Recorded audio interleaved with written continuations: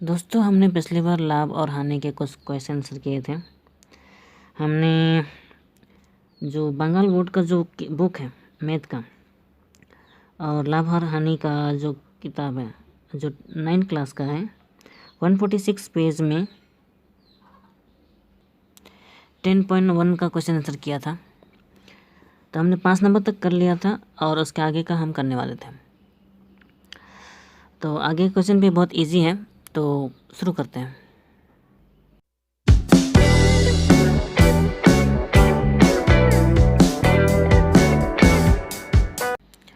ये रहा 6 number question, आपको दिख रहा होगा। हमने पिछली बार 5 तक किया था, 6 नंबर से करना है।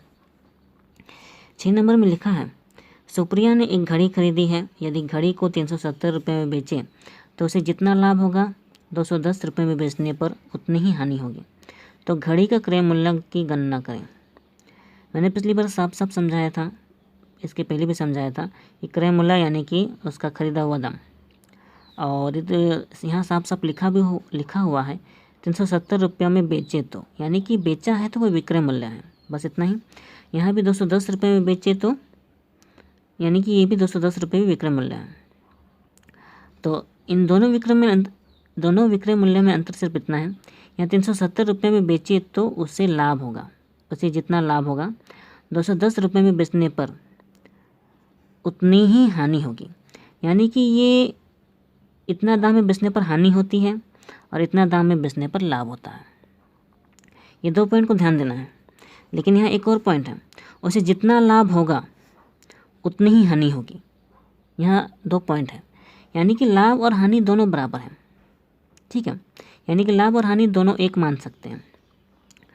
और मैंने कुछ फॉर्मूले भी लिखाए थे कि अगर लाभ और विक्रय मूल्य दिए गए हों तो उससे क्रय मूल्य कैसे निकलेगा, और हानि और विक्रय मूल्य दिए गए हों तो उससे भी क्रय मूल्य कैसे निकलेगा। एक बार मैं फिर वो सूत्र दोहराना चाहूँगा। पिछली बार जो हमने सूत्र लिखा था, ये अगर लाभ हुआ तो विक्रय मूल्य से घटाने पर वो क्रय मूल्य बनता है, और यहाँ पे मैंने लाभ लिख दिया है, यहाँ हानि होगा।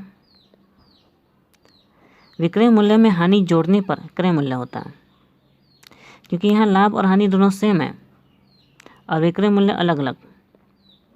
यानी कि अगर एक तरफ जोड़ेंगे और एक तरफ घटाएंगे, लाभ घटाएंगे और हानि जोड़ेंगे, तो दोनों विक्रय मूल्य सेम ही होगा, क्योंकि किसी एक वस्तु का क्रय मूल्य तो दोनों सेम ही होगा, क्योंकि वो एक ही दाम पे तो खरीदा गया है, लेकिन बेचा अलग अलग दाम पे बेचा गया है। तो हम इसे करके दिखाते हैं। 6 नंबर दिया गया है, ठीक है। तो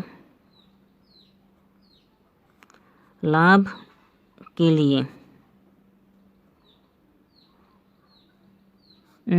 ऐसा ना लिखने पर, और लाभ और हानि दोनों हमें पहले मान लेना उचित होगा। माना लाभ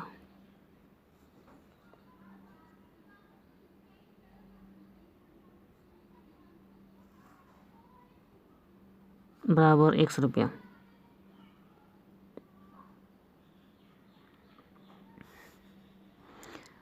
तो हमें ये यहाँ लिख भी लेना होगा 370 रुपये बेचने पर, जैसा क्वेश्चन में लिखा गया है।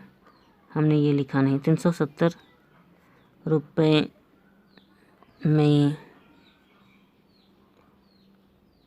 बेचने पर, ऐसा मिस्टेक हो जाता है, तो इसे आप एडजस्ट कर लीजिएगा। 370 रुपये में बेचने पर, क्या यार इतना मिस्टेक होता है। तो हम करके दिखाते हैं। लाभ और हानि दोनों बराबर हैं, चूंकि भी दे सकते हैं, दोनों बराबर हैं,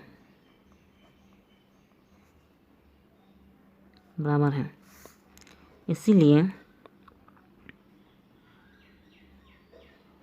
लाभ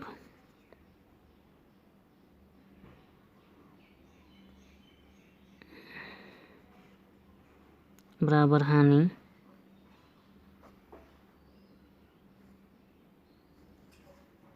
बराबर 100 रुपया माना,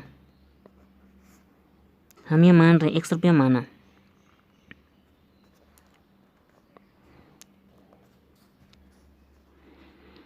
तो लाभ पर विक्रय मूल्य बराबर ₹370।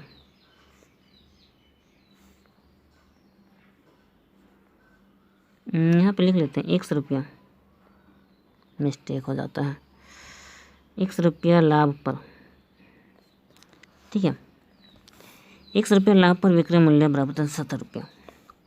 इसीलिए ₹X लाभ पर क्रय मूल्य बराबर 370 माइनस X रुपया, क्योंकि इनका घटाव नहीं हो सकता तो हमें इतना ही लिखना पड़ेगा। फिर से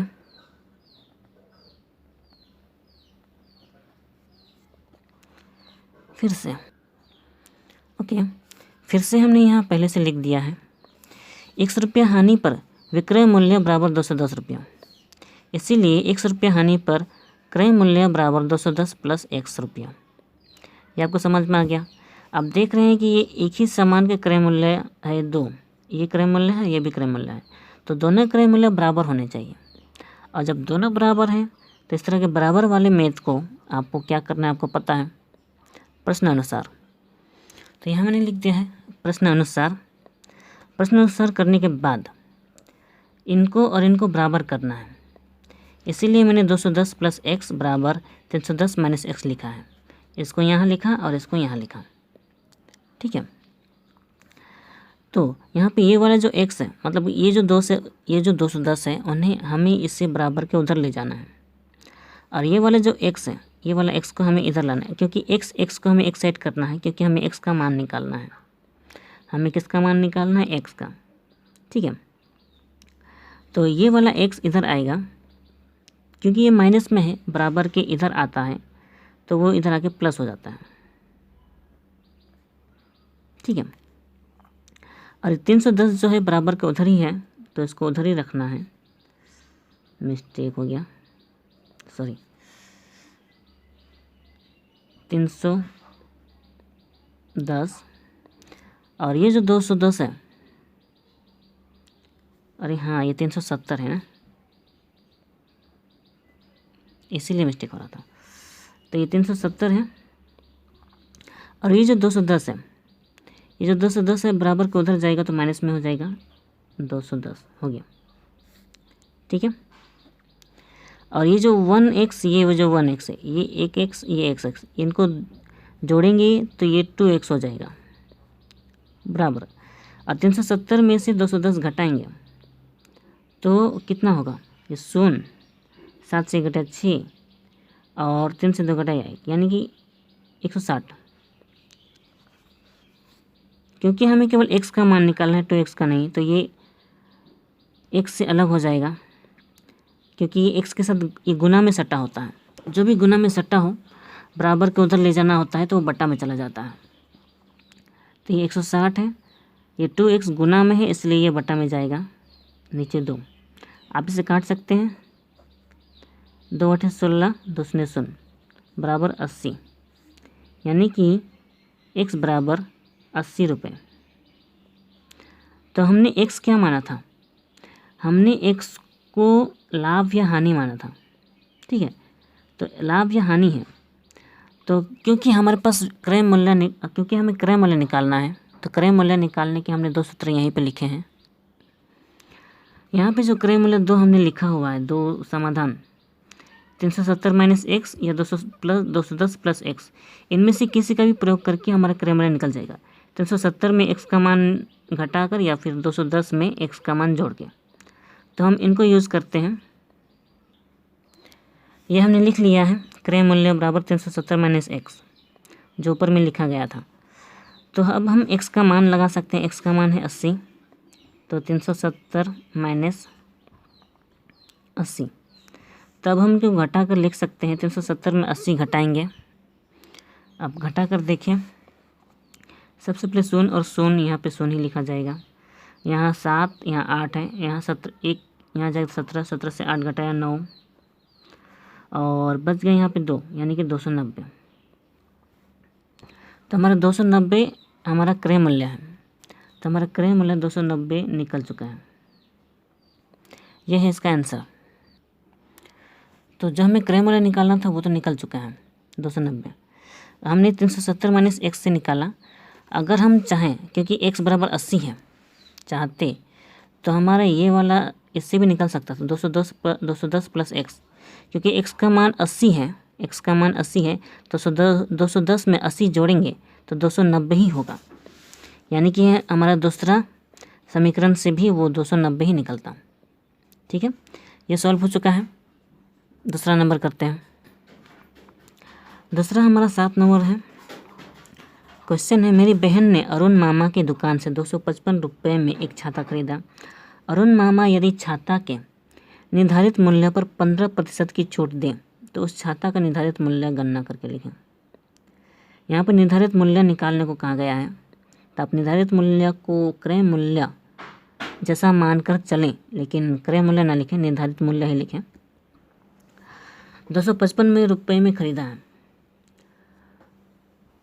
यानी कि जो बहन ने खरीदा है उसका 255 में खरीदा, लेकिन दुकानदार के हिसाब से तो वो विक्रय मूल्य है, क्योंकि दुकानदार ने तो 255 में बेचा है, लेकिन छूट दिया है 15%। तो छाता का निर्धारित मूल्य क्या है? यहाँ पे हम छाता का निर्धारित मूल्य लिखें या छाता का क्रय मूल्य लिखें, एक ही बात है। तो हम छाता का निर्धारित मूल्य ही लिख सकते हैं। बनाकर देखते हैं। एक पॉइंट मैं आपको बता दूं, जो भी छूट वगैरह दिया जाता है वो ज़्यादातर निर्धारित मूल्य पर ही दिया जाता है। ठीक है, निर्धारित मूल्य हो या लिखित मूल्य हो, छूट उसी पर दिया जाता है। अब जब छूट 15% निर्धारित मूल्य पर दिया गया है तो इस 15% का सही हिसाब निकालने के लिए तो हमारे पास निर्धारित मूल्य होना चाहिए, क्योंकि वो नहीं है तो हमें निर्धारित मूल्य को मानना पड़ेगा। और जो निकलेगा 15% का हिसाब या उसका छूट, तो उससे हमें उस निर्धारित मूल्य से घटाना पड़ेगा, और जितना बचेगा वही उसका विक्रय मूल्य हो जाएगा। तो वो विक्रय मूल्य और ये विक्रय मूल्य बराबर हो जाएंगे, क्योंकि ये भी विक्रय मूल्य ही है। तो करके देखते हैं। इसमें सबसे पहले हमने माना छाता का निर्धारित मूल्य बराबर 100 रुपया। अब x का 15% कितना होता है? तो हमने 100 रुपये का 15% छूट बराबर x का 15% यानी कि 15/100 किया।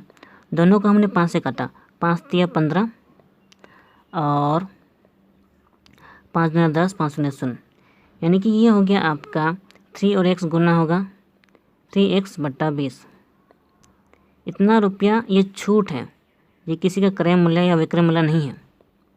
ठीक है, तो ये इतना छूट देने पर ये जो निर्धारित मूल्य 100 रुपया है, निर्धारित मूल्य जो 100 रुपया है, उस x में घटाने पर ही आपका विक्रय मूल्य निकलेगा। इसीलिए विक्रय मूल्य बराबर हमें निर्धारित मूल्य में से छूट घटाना पड़ेगा।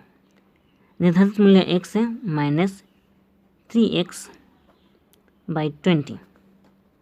अब क्योंकि ये भिन्नों वाला जोड़ है तो आपको पता है क्या करना चाहिए, नहीं पता है तो आप एक बार भिन्नों का जोड़ सीख लें। ठीक है, ये 20 और इसके नीचे 1 माना जाता है, उसका लसा 20 ही होगा। इसके 1 वाले से हमें इस 20 को भागा करना पड़ेगा तो 20 ही निकलेगा, और ये 20 और x गुना हो जाएगा 20x माइनस और ये 3x। मैं उम्मीद करता हूँ कि आपको इस तरह का जोड़ घटाव पता हो, इसीलिए मैं डिटेल में नहीं बता रहा हूँ। तो ये हो गया 20 से 3x घटाएंगे हो जाएगा आपका 17x। तो ये हमारा विक्रय मूल्य निकल चुका है। ये 17x, ये जो विक्रय मूल्य है,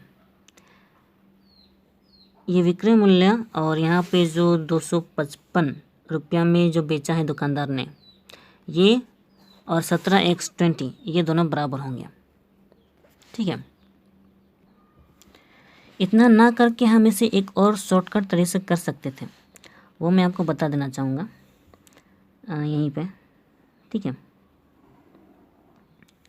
जो हमने 1 रुपये का 15% छूट निकाला है, छूट निकालने के बाद हमने विक्रय मूल्य निकाला है, तो हम डायरेक्ट छूट पर ही उसका डायरेक्ट विक्रय मूल्य निकाल सकते थे। 15% छूट पर x रुपये का विक्रय मूल्य बराबर, ठीक है। जो हानि होने पर, प्रतिशत हानि होने पर जो विक्रय मूल्य निकालने का फॉर्मूला है यहाँ पर वो काम आएगा। हमें केवल इतना लिखना है, तो हमें लिखना है यहाँ पे ये निर्धारित मूल्य गुना यहाँ पे ये लिखा जाएगा 100 माइनस प्रतिशत छूट, ऐसा। तो 100 माइनस प्रतिशत छूट, तो 100 प्रतिशत छूट तो 15 है, तो 100 में से 15 घटाएंगे तो आपका होगा 85। तो मैं डायरेक्ट लिख रहा हूँ 85 बटा 100। 17 में जो मैंने पहले लिखा था वो था 100 माइनस प्रतिशत हानि, और यहाँ पे होता था आपका विक्रय मूल्य, सॉरी यहाँ पे क्रय मूल्य होता था। तो ठीक है, तो जो भी था आप समझ गए हो तो ठीक है। तो यहाँ आपको काटाकाटी करना है, 5 दूना 10, 5 शून्य 0, 5 जगह 5 और 5 से 35, तो यहाँ 17 निकल गया, यानी कि विक्रय मूल्य बराबर ये 17 और x गुना होगा 17x/20। आप ऐसा शॉर्टकट में कर सकते थे, लेकिन फिर भी मैंने ये मेथड से किया ताकि आप समझ सकें। तो 17x/20 इतना रुपया निकल चुका है, ठीक है। अब क्योंकि हमारे पास विक्रय मूल्य है, तो प्रश्न में दिया गया है, नहीं दिख रहा, दिया गया है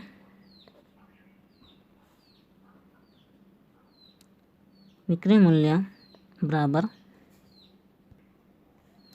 255 रुपये, ठीक है।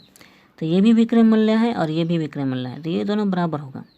क्योंकि हमें x का मान निकालना है तो उसे बराबर के इधर लिखना पड़ेगा, यानी कि लिखना ये है प्रश्न अनुसार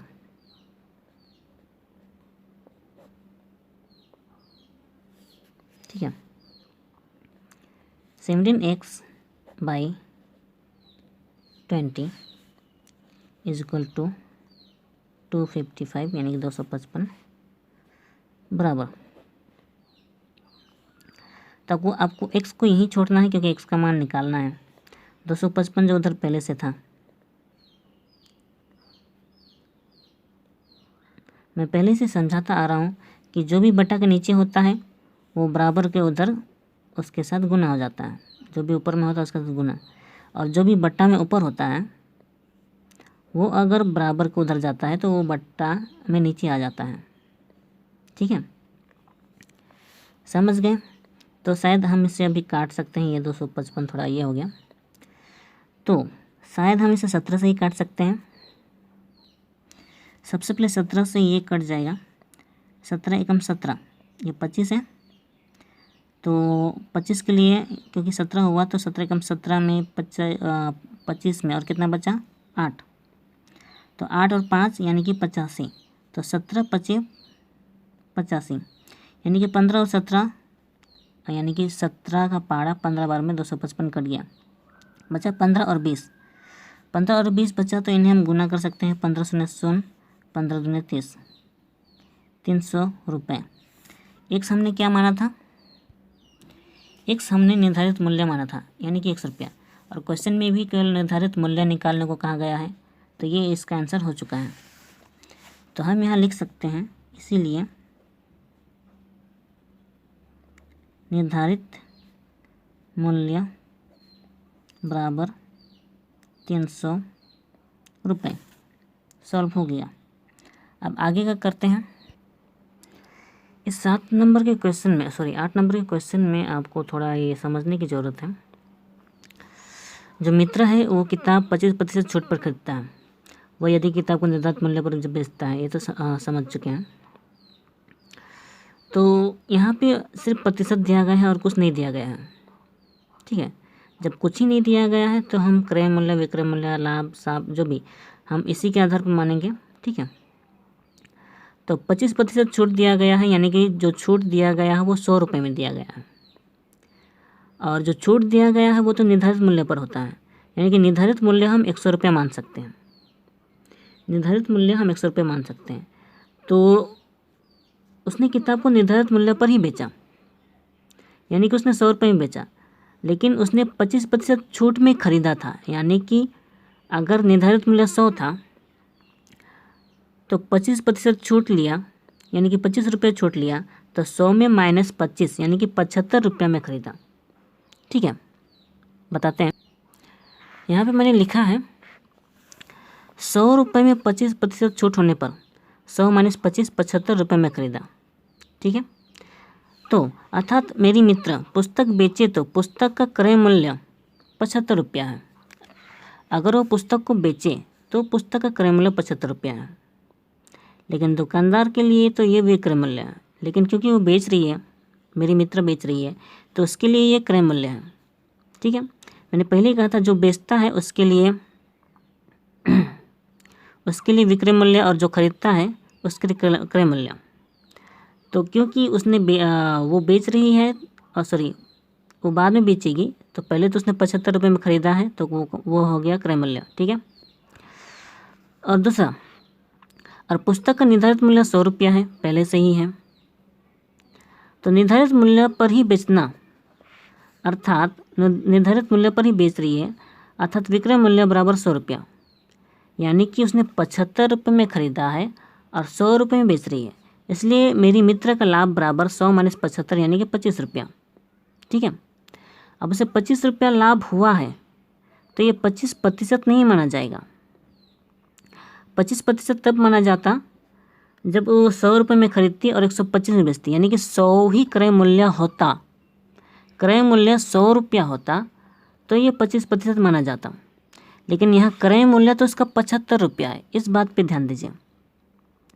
उसका क्रय मूल्य 75 रुपया है, 100 रुपया नहीं है। 100 रुपया होता तो उसका 25% होता, और इसे 25 रुपया लाभ हुआ है, वो भी 75 में, तो इसका प्रतिशत लाभ हमें 100 में निकालना है। तो हमें 100 में कितना लाभ हुआ है, तो प्रतिशत लाभ निकालने का फॉर्मूला हमें पता है, कुल लाभ 25 बटा क्रय मूल्य, सॉरी 25 बटा क्रय मूल्य है 75 रुपया, ये रहा 75 गुना 100। वैसे गुना 100 हम यहाँ भी लिख सकते हैं क्योंकि वो ऊपर ही होता है, ठीक है।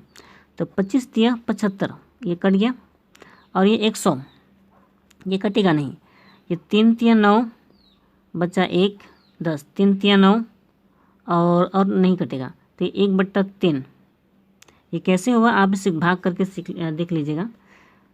33 पुनः 1/3 इतना प्रतिशत, ये है उसका फाइनल आंसर, ठीक है। आपको केवल इतना ध्यान देना है कि उसका क्रय मूल्य क्या है, 75 है, 100 नहीं है, इसीलिए इस 25 को प्रतिशत ना माने, हमें 100 में उसका निकालना था, तो उसका होगा 33 पुनः 1/3%, ठीक है। ये हो गया उसका आंसर। आगे देखें, हमारा अगला क्वेश्चन है 9 नंबर। नियामत चाचा ने 5 रुपये की दर से 150 अंडे खरीदे, किंतु दुकान में लाकर 8 अंडे फूट गए और 7 अंडे सड़ गए। 6 रुपये की दर से अंडे को बेचकर नियामत चाचा को कितना प्रतिशत लाभ या हानि हुआ। तो कितना लाभ या हानि हुआ वो तो नहीं पता, लेकिन उसे प्रतिशत में निकालना है। तो एक अंडे की दर 5 रुपया है, तो 150 अंडे का दाम हम निकाल सकते हैं। 8 अंडे और 7 अंडे सड़ गए, यानी कि 15 अंडे सड़ गए। तो 15 अंडा सड़ने के बाद जितने अंडे बचते हैं उतने अंडों को उसने 6 रुपये की दर से बेचा, यानी कि एक अंडा 6 रुपया। तो बाकी अंडों को बेचने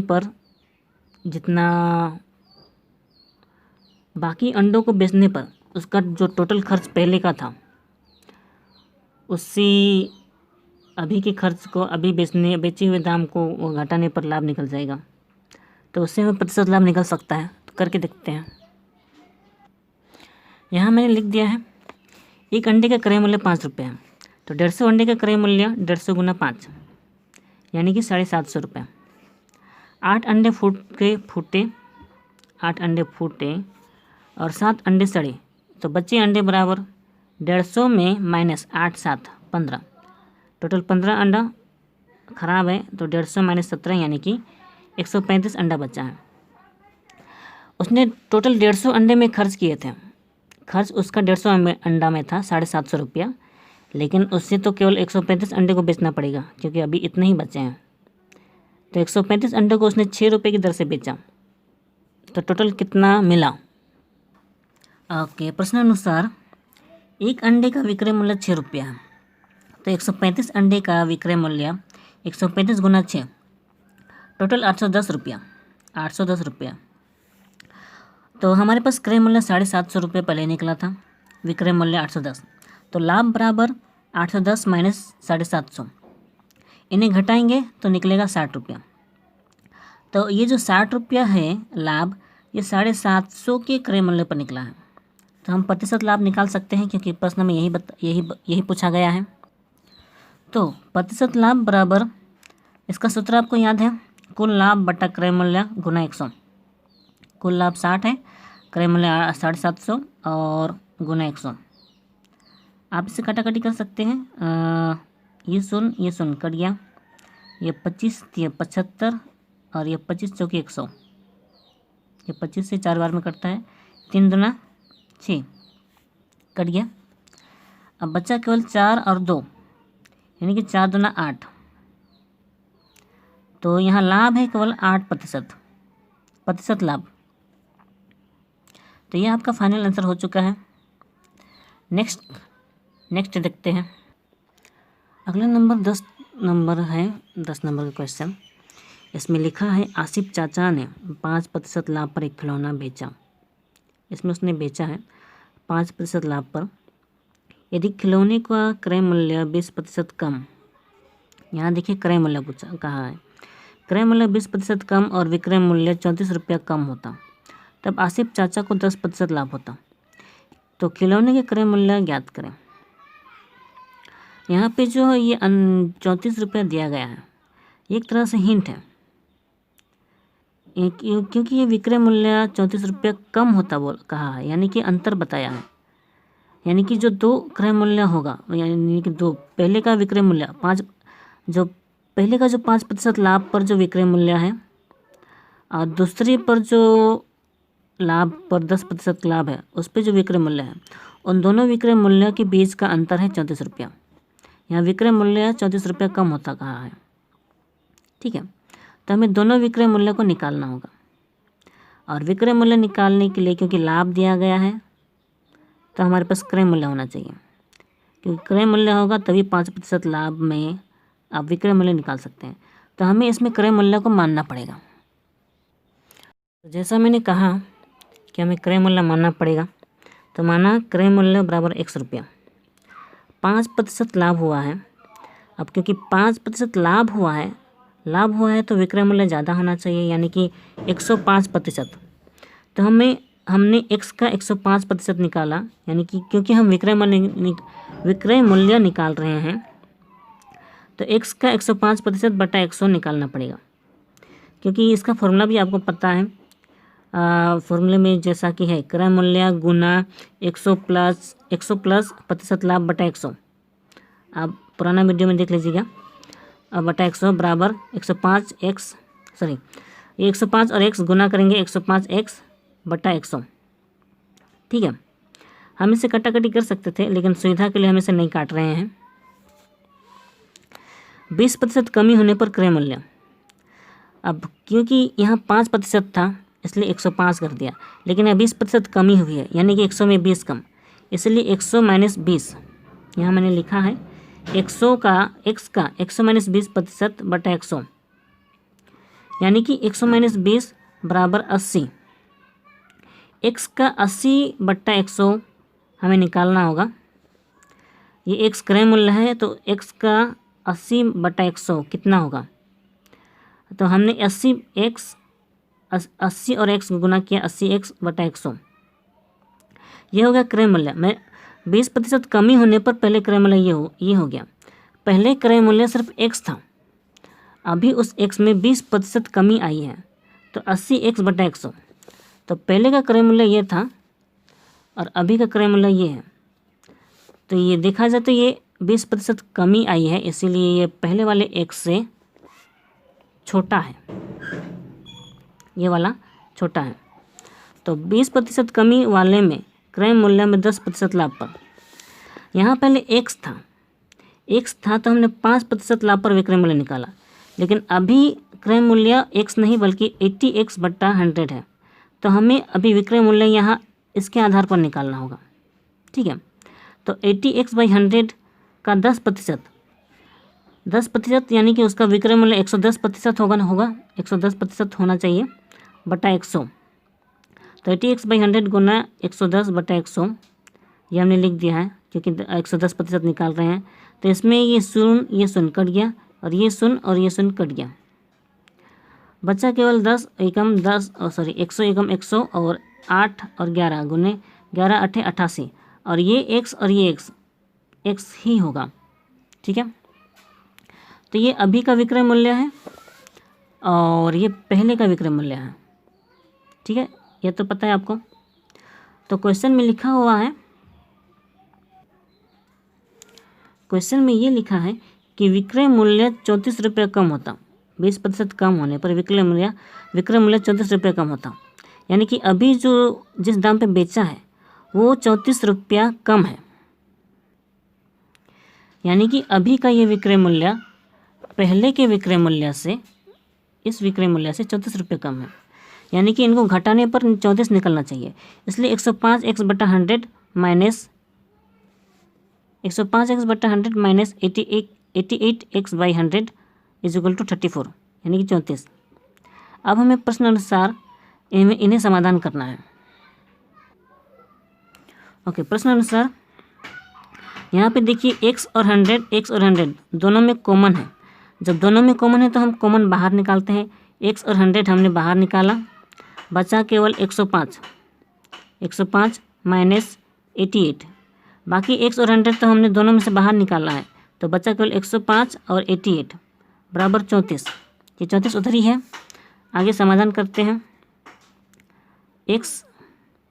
x को यहीं छोड़ते हैं,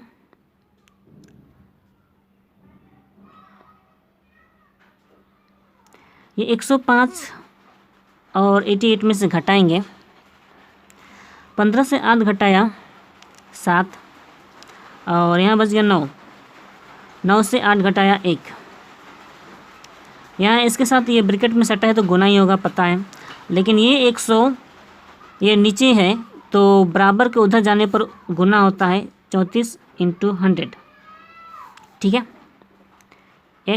हमें x का मान निकालना है तो 17 को हमें उधर ले जाना होगा, क्योंकि 17 इसके साथ गुना में सटा है, तो ये 17 उसके नीचे चला जाएगा।